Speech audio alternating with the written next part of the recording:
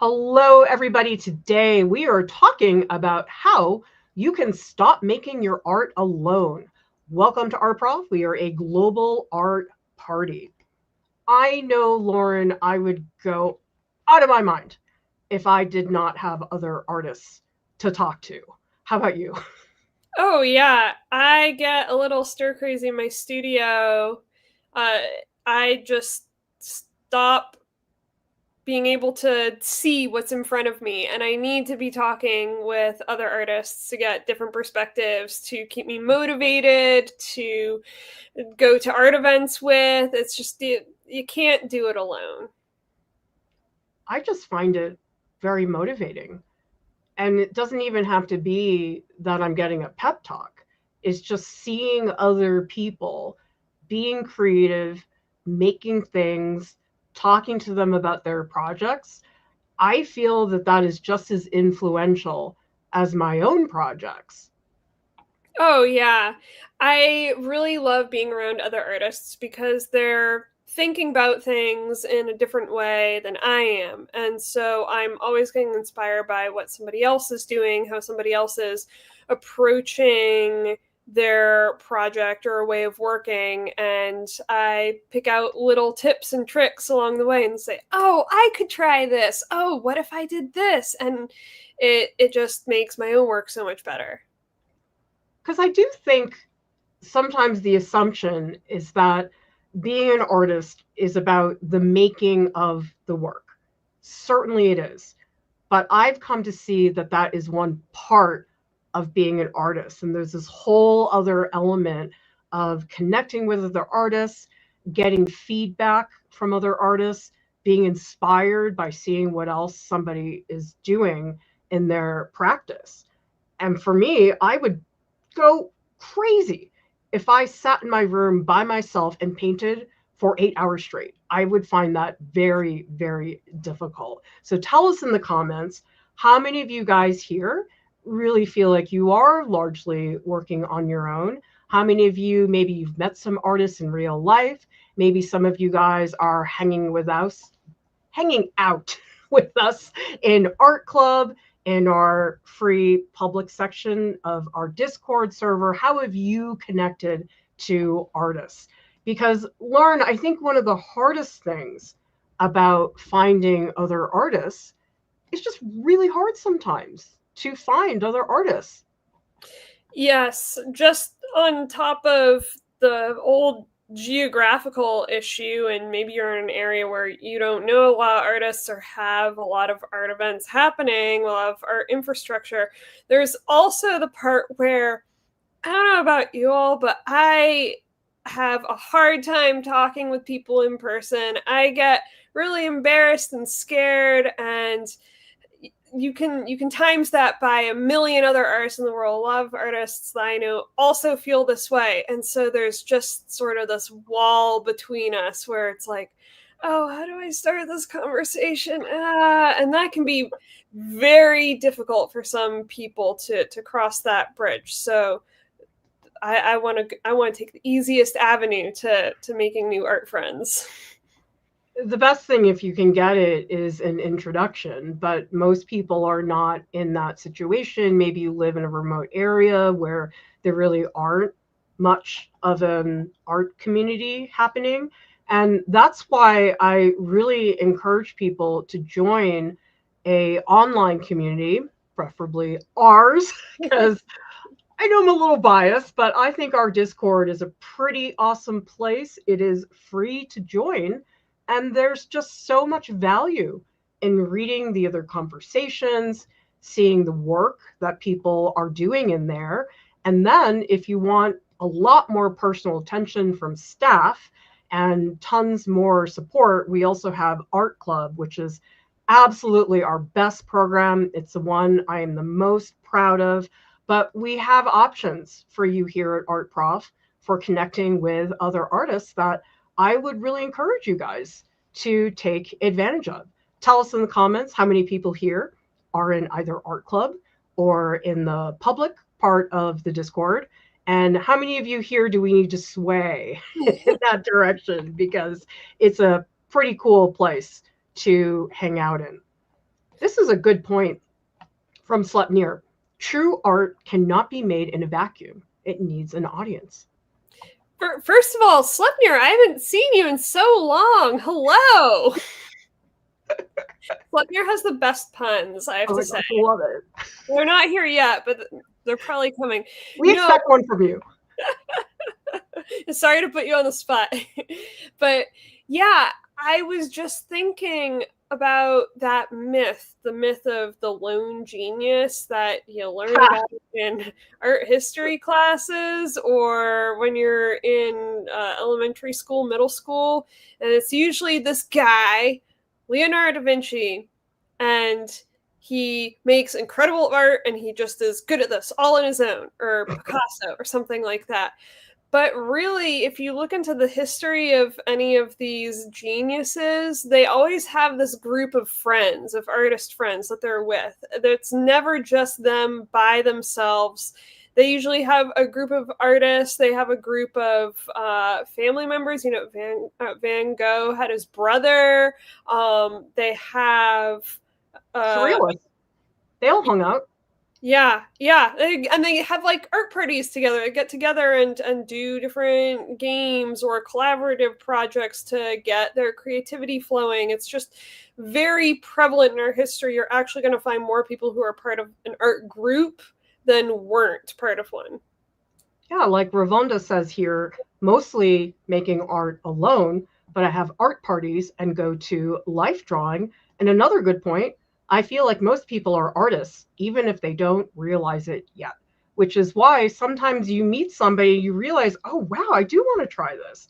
I do want to get going. And so sometimes when we are talking to other artists, that's that little nudge that we need to do something. I was talking to somebody in art club yesterday during a voice session, and they said they had the sculpture that was on their desk that was really haunting them because it never got finished, but they were on the voice session and we all said, do it, bake it, put it in the oven. So now I hope they'll come back with the baked piece. And I find, Lauryn, I need that a lot of the time. Yeah, definitely. I just came back from a studio visit with a friend. Actually, this was a few weeks ago. And he'd been staring at this cat painting they've been working on for months, a big scary cat painting. I might have even brought this up before. And I said, hey, this painting is driving you a little, this is some bad energy here. You need to get out of the studio. You are baking in your own juices and it's not good. Go and touch some grass. Go and see some people. And you know, I can't say I was the one that made him do the nudge, but now he's going out and visiting his family now. And I'm like, okay, good. Get out of that studio. Stop being alone. Thank you. Well, there are two people here talking about social anxiety. For example, Anna says artist friends are essential. That's why I love residencies and crit groups. With my social anxiety and hearing loss, that's a lot easier than going to openings. And we also have Manette, who says, I love art club. I've been looking for in-person workshops and classes, but with my job, it can be a little difficult, plus social anxiety. Well, tell us in the comments, do you guys have that experience as well? Because I know that sometimes our Discord seems very big. I mean, it is very big. The public part of the Discord, gosh, I think we have like 13,000 people in there. So I know. It's really, well, not everybody is active all the time. Thank God. I think we would go insane if that were the case. But one of the things I like about an online community is that you can lurk. You don't have to participate. Just reading conversations, you can get plenty out of that. And in fact, when people join art club, I say to them, listen, you don't have to participate immediately. Just come to the open session, listen, read, listen to some of the audio critiques. And so for a lot of people, if you just delay the participation, it just feels a little better. Yeah, you can get a sense of what the vibe is like, what the sort of social rules and expectations are. I think it's a lot easier to do that, say, in the Discord than to go to an opening and do that, because then you're like, oh, I look alone. People can see that I'm on my own, and you don't look at art at openings. I need to talk to so that pressure is not there so much. You can really just take things at your own pace. And people are totally understanding once you are ready to jump in. They are very welcoming, and they say, oh, I remember when I first joined. You'll want to check out this, this, and this. Let me know if you have any questions. We'd love to see your art, that kind of thing. Well, this is a good point from Rivonda, who says, I'm interested, but I worry about the time commitment. One thing to be clear about is that, well, both the public area and art club, there are zero requirements about what you actually do in there. And I have a lot of people who join art club and they really aren't making a ton of stuff, but there's so much to absorb that is not the making. And I feel like I sort of fell for that in art school, where I thought, gotta be in the studio making all the time. And I feel like I missed out on some important conversations because I was so lopsided about it. Yeah, that's something also that I'd love to bring up about the open studios or the art party streams that we have, is that while there is the option, while having one's work critiqued is a big part of those events, when we're talking about art a lot of the time, there is no pressure for you to bring your work there. There are so many people that just come and listen, and you don't have to bring your own work to get a lot out of those conversations, because one, you're learning from other people's critiques and seeing both their responses to their work and how they, and that communication about their piece, but then also you are getting along with the community that's there. You can still interact with the community in the session. So there's a lot to be had there without doing any artwork at all. Well, good point from Lisa. I take in real life art classes just to be in the same room with other artists. Yes, that is such a great way just to be together and just drawing. Like, you don't have to talk. It's awesome. Yeah. Wait, Clara, I see a great question here. It's from Maria. Ooh, I'm not allowed to click on it. I don't know why. I'll find it. Which one is it? Is it recent? Maria Rev. Mm-hmm. Says, I feel like in big social media groups, I get lost in the crowd and don't actually connect with anyone. That's a great question. Do you have any thoughts or suggestions about that, Clara? Yes, I understand that is oftentimes the case. I think some of it is you get out of it what you put into it. For example, one thing that we're pretty on top of in the Discord is to make sure people aren't using the server to promote themselves. And that's why in the Discord, we do have a channel that is exactly for that. It is called, and I'm going to pull it up right now, it is called self-promotion, and it just prevents people from coming in there and trying to make it all about themselves, okay? But you can imagine the people who try to make this all about themselves, they don't tend to make many friends. The way that you can get something out of this is to really support other people. So you'll notice if you come into the Discord and you spend some time in there, you'll notice there's some really awesome people who are supporting each other. Like, especially, I love seeing what people are doing in the art dares. Like, Uma has been doing this amazing with capybaras all over it. And we have many people in here. Look at Selena's made this amazing sculpture for the fairies and trolls art dare. And so you'll find that there are some channels, like if you go into, let's say, general, there's a ton of activity in here. It's probably the busiest channel, probably show and tell is also the busiest channel. But if you guys go into Art Dares, it's a much smaller group. So some of it is about trying to find channels where you don't feel so overwhelmed. We also have people doing art prof tracks. People are posting their progress in here. This is Dana B working on the painting basics track, 2500 challenge. We also have people working on this as well. So the thing I would remember is that not every channel in the Discord has 50,000 people talking in there. Sometimes just a small group, which I think can be a lot more pleasant for those of us who are learning. That's when you brought that up, Clara, about the channels, that made me also think too about how in art club, art gala, or party gala, open studios, those groups actually tend to be, you know, the TAs host some of those, you host some of those, so they vary in how many people come, but those spaces, there's always few enough people that everybody gets to talk who wants to talk for at least a few minutes.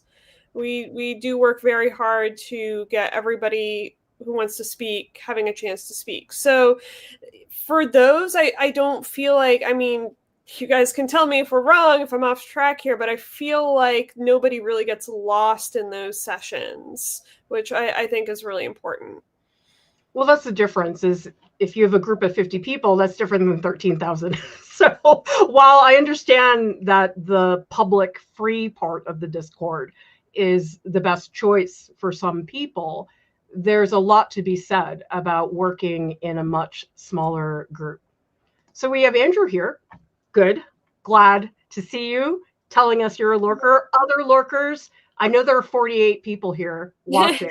Say hello. That's it. You don't have to do anything else. But that is one thing I like about online communities, is that it doesn't feel like so much pressure. Like the second I walk into a party, my blood pressure like skyrockets. Yeah. And I understand being a lurker too online on so many spaces. I'm a YouTube lurker. I like never leave comments on my own account or whatever, you know, or Reddit, same sort of thing. Smaller websites I'm a part of. I get it. You really spend a long time sort of getting used to what's going on before making your own contributions, and that's great. That's fine. That's good. That's normal. To me, this is one of the reasons why you need art friends. I know we all have family, we have friends, and I know they mean well and that they're doing their best to support you. But okay, raise your hand if you've ever had a really frustrating comment from a family or friend regarding your artwork. Now, Lauryn, I feel like you're the exception because your dad is this amazing male artist. But I feel like for a lot of people, we don't have artists in our family in the same way. Yeah. Whenever people ask this question, don't ask me. My family is made up of artists and teachers. That's not normal. But what has that been like for you, Clara? What have you gotten critiques from your parents? Have you showed them your artwork and been like, "Hey, can you help me out?" Are they never? I think pigs will fly before I ever solicit critique from any of my family members.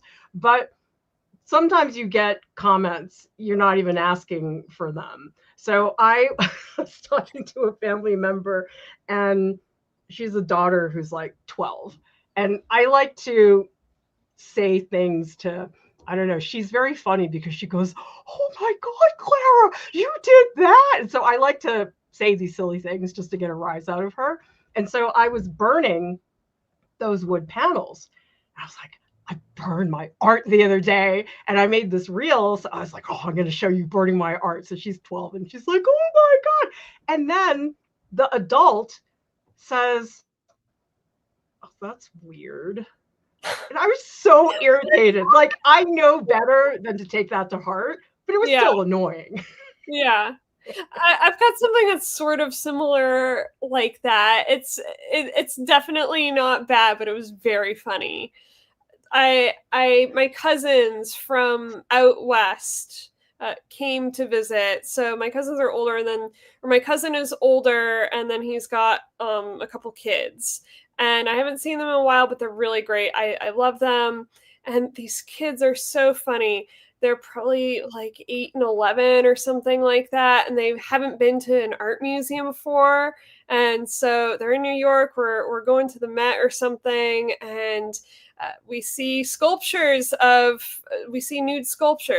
That's very common for you and me. The amount of naked bodies I've seen, had to draw, it's just like, whatever.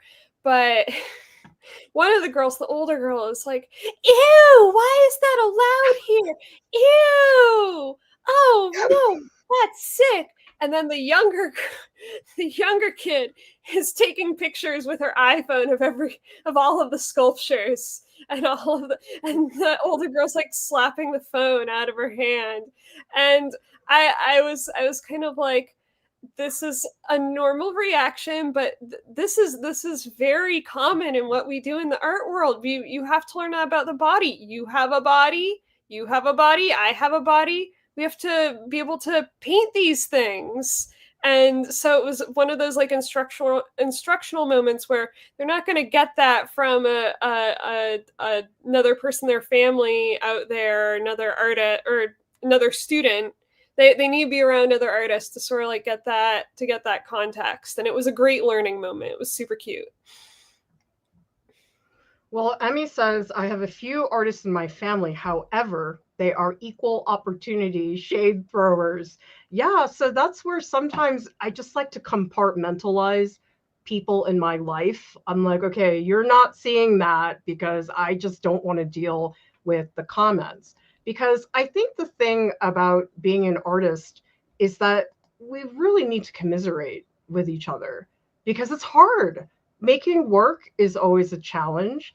And when we feel that somebody sees and understands why it's hard, or maybe why we care so much, it really feels better. I mean, I've had a lot of people, they've told me that their parents told them that art was a waste of time. I mean, that really stinks to have to listen to that.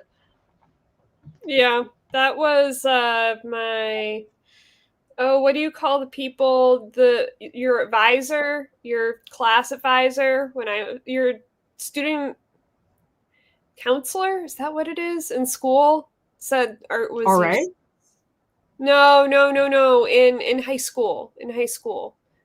What do you call it when they help you pick classes? Counselor? Yeah. Sorry, I don't know my words. Yeah, but it was like, art, that's not valuable. Why would you do that? That you will suffer. I did anyway. By the way, thank you so much to Zen Corey Katz for the appreciate your support. Anytime you guys can help us out, we always appreciate it. Thank you.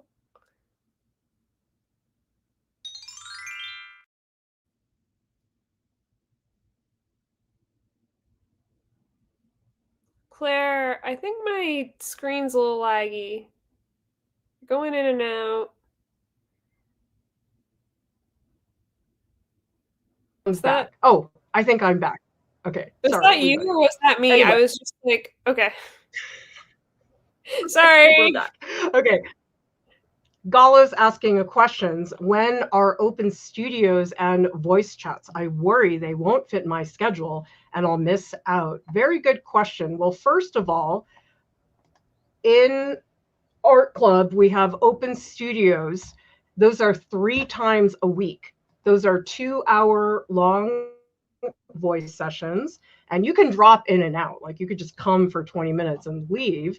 The Q&A voice chats, we tend to scatter those because we have people in so many different time zones. So chances are, regardless of what time zone you're in, you will be able to attend one of them. Open Studios is the same one that's in the morning. We have one that's in the evening. So there are lots of options to do that. And if you guys have questions about Art Club, the best thing to do, you can comment on this video, come into the Discord, ask me, because there's a lot of things that are happening. It's a very fun place, lots of activities. So we're happy to answer questions. Clara, where can people find the schedule if they want to plan ahead and be a part of one of those? Yes, that is a good idea. So what you can do is just go to our website, artprof.org. If my internet out at all. Oh, anyway, go to the think website. In the main menu, you will see there is an art club area, and you can go to art club schedule. So if you go on this, you will see that we have all the information, and we also have a Google Calendar. So if you guys take a look at this, you can see that there's something happening almost every day at different times. So hopefully that does accommodate people's schedule, but check it out. And if you guys have questions, just let me know. Yeah, I think that's the one thing about Art Prof being global is that because of that, we have to have things at different times. That's because we do. I know the people in Europe or in Asia are gonna need something that's at a different time than people in the US.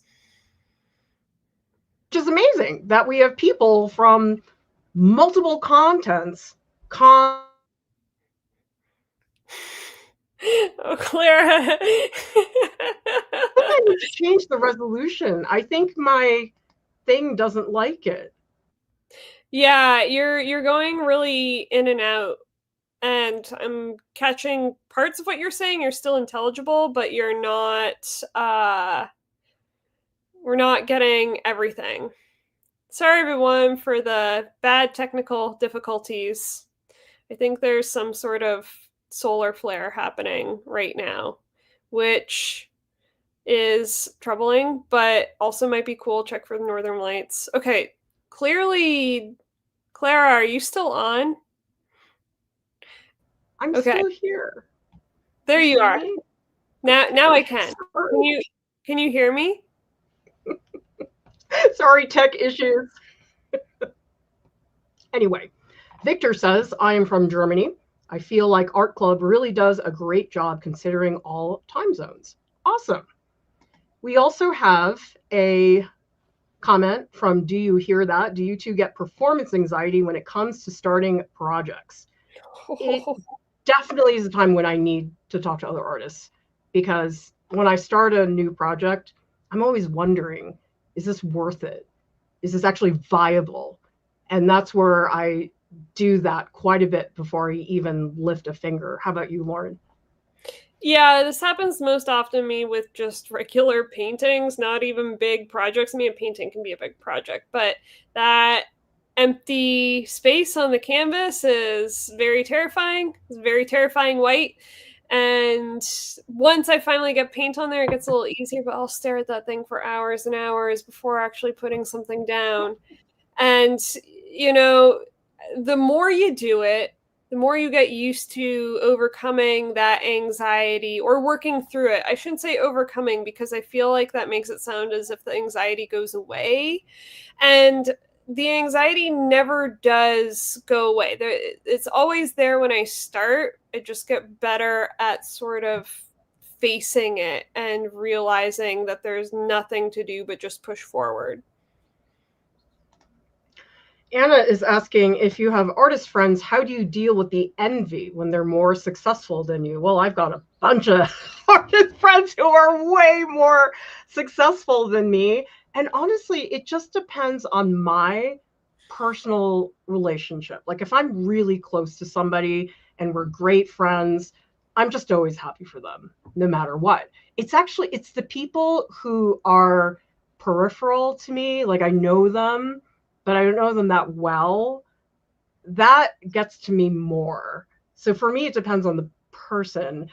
Anybody who is a student of mine, I'm happy always. I will never be jealous of somebody who was my student. I'll always be so proud of them. What about you? Yeah, I think that I have a similar experience to you, Clara. I think that what I try to remind myself of when I've got friends around me that are suddenly doing really well is, one, wait, that's awesome. I think we have to be more into that mentality of what's it, a rising tide makes all the ships go up. I'm really butchering that. But it raises all boats, something like that. But then also that it's a long game. It's such a long game, and these rises and dips, you'll have multiple of them throughout your career as an artist. And so you can't think about what's happening right now and that your friend is doing really well right now and you're not doing well. You got to think of it more as, oh, my friend is at this moment, my friend is doing well, and this is one moment out of many, many, many moments. Crispy is asking, how do you know when your art is, quote, good enough? I'm a high school student thinking about taking AP art next semester, but I'm worried I'll never feel skilled enough for it. I just don't think that's something we should worry about, because I know it's anxiety inducing for sure. But here's an example. So my new favorite guy is Jay Clouse. I just joined his community for online creators, and he's so amazing about doing a business and just all the stuff I'm terrible at. Okay. Now I joined his community, and the people in there are way ahead of me. People are like talking about things in six figures. I'm like, oh, I feel so dumb. I'm such an idiot compared to these people. And I will never feel that I'm skilled enough to be around these people. But I'm there and I'm learning so much, even though I kind of feel like an idiot most of the time when I'm reading about other people's successes. And so I just wouldn't deny yourself that opportunity. I mean, if it's something you have to apply for and you get rejected, obviously you can't do anything about it. But if the opportunity is there, go for it, because you really don't know. Lauryn, I think it's just the anticipation that's the hardest part. Yeah, it definitely is. I think I was talking with you, Clara, about this just the other day when we were talking about doing studio. When is the right time to do a studio visit? Maybe that was with you. Maybe it was someone else. I can't remember. But my thought on it was just that feeling of not having enough work or of not being good enough or whatever, which I think is very similar to this, am I good enough for this class? That feeling never really goes away. That feels terrible to say, but personally, I've never felt at a point where the work is good enough. You just got to go do the thing anyways. You can't wait for yourself to feel good. The way you're going to feel good is to do that uncomfortable thing that you're worried you're not good enough for, and then realizing, oh, wait, I sort of fit in here. Oh, wait, that wasn't so bad. And that's really, I think, the majority of artists that I know that get a nice thing coming their way, it's because they took some sort of risk to put themselves out there, even though they felt really insecure about it inside. I also think this is very much related, Crispy, to being around other artists, people who can look at your work and say, oh, you're fine. Because that's happened to me a lot, where people are like, oh gosh, this is so beyond. And I look at the work, I'm like, are you nuts? You're fine. So a lot of having other artists around, it becomes a frame of reference that we can see, no, you're not crazy. This is okay. Yeah, that's the other thing too, is that probably, like, when you're saying you aren't good enough, you're probably doing it thinking about a particular type of skill or a particular way of thinking. And there's so many different skills tool sets in the art world and ways to combine them. You might be doing this thing that is your particular thing. You've honed this one set of skills. Maybe it's not the skill that you're looking at, but other artists are probably going to be looking at you and saying, oh, wait, this is so cool how you do this thing. Oh, I wish I could do that. You're like so much better than me at this particular thing. But there's no way of you knowing that unless you show your work in these spaces and hang out with these other artists. And ideally, you'll learn from each other and you'll both get a new thing out of it. We have a question here from Victor, who recently joined Art Club. Nice to see you here, Victor. Victor's been doing some mixed media pieces, which I'm very excited about. Is asking, what is the feature or perk in Art Club that is most underrated? I would say everything, but I think the main thing is that the staff, we really get to know you guys. I mean, there's some of you who have been in there for several years, and that depth of a relationship that you can foster with somebody in a small group, talking on voice, it's incredible. I mean, I feel like I know a lot of the art club members better than most of the RISD students I taught, because I'd have them for what, 12 weeks, and then that was it. Some of these people, I've been following their work for years. Actually, I'm going to plug that too, Clara, now that you mention it. So we see all the back end, we coordinate with who's going to do what, who's going to do which session. And so Clara's sessions, they're always really full. There are tons of people there. But the TAs who are doing some different times or doing things on their own, those ones are less full. And I have to say, the TAs, are there 5 of us? I think there are 5 of us. Everybody is super cool. We have Kat and Jordan and Deepti and Mia and me and Dorian, but he's working a lot right now. But each one comes with a totally different perspective, totally different frame of reference, works in a different medium. Like, we're really spread out across mediums.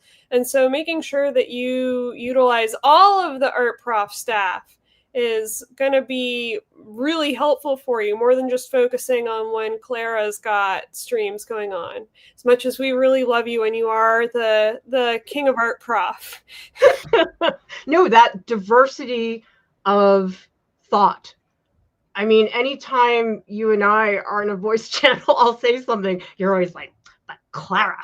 You say something that's totally contradictory. Jordan and I really are very different in terms of figure drawing. We both love it, but he was very much trained on Andrew Loomis. My approach is not so much like that. So the range of thinking that you will get in art club, it's not just me, it's all of us together, which is fantastic.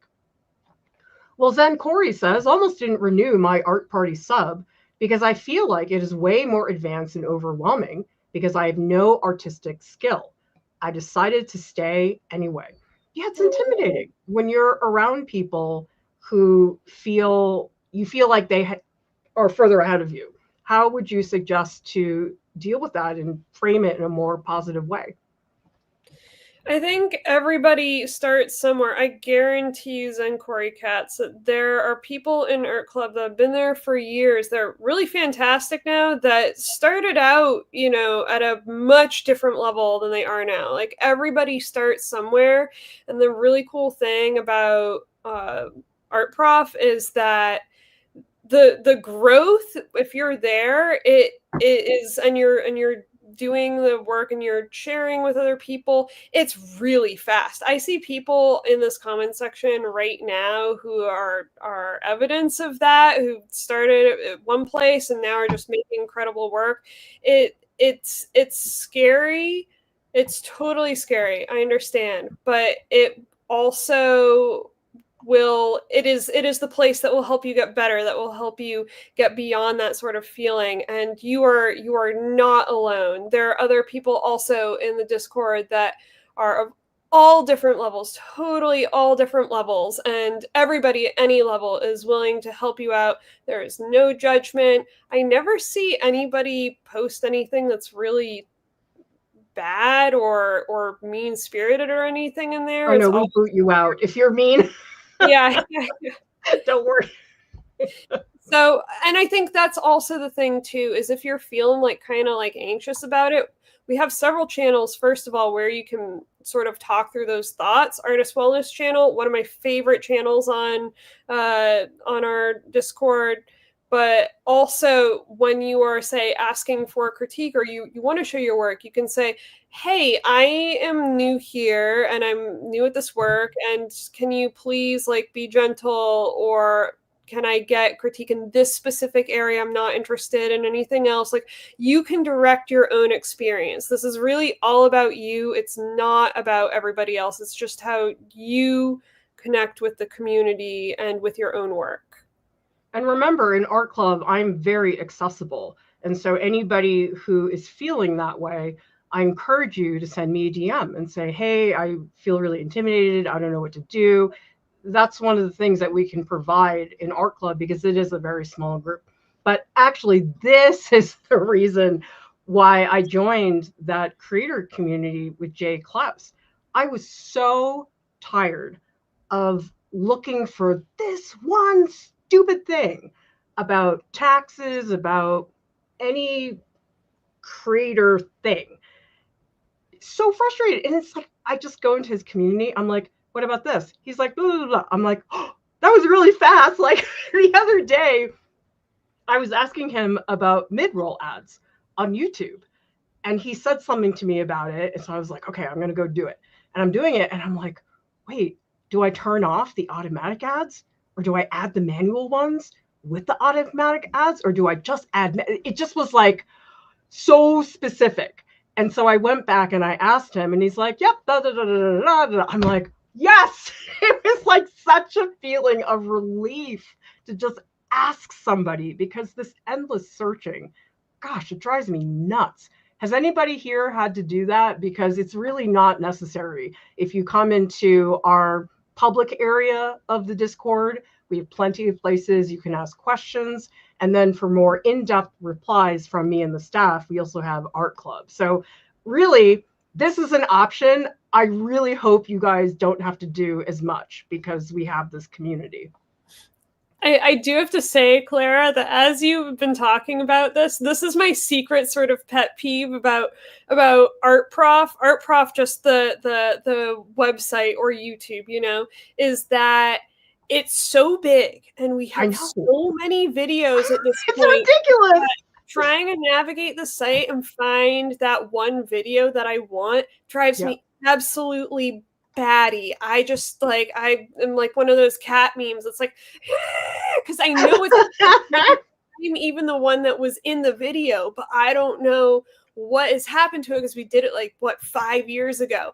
But there are people that have been in the Art Prof community for so long that if I ask in the Discord, somebody brings up a link right away. It's got to be Neil. Neil, I think you have an encyclopedic knowledge of our content, but most people are not Neil, and look at the offerings that we have on the website and on YouTube and really have no idea where to go. So that's the other thing, is when you work with us in the community, somebody will say, well, I want to get better at color. And I'll say, well, I want to look at your painting first so I can figure out what is the thing. Look at the painting and I'll say, well, actually, it's a saturation issue. So I'll send them the thing that's about saturation. And just that is a time saver, because I think we're all overwhelmed with 8 million options. And now it's just like, oh, sifting through all this stuff. Wait, I've got another one that's the most underrated thing. What? The ebooks. I've just been sharing those ebooks. Like, we only have a few right now, but I had so much fun with the color one and think it's so beautiful. I have been proudly sharing it everywhere.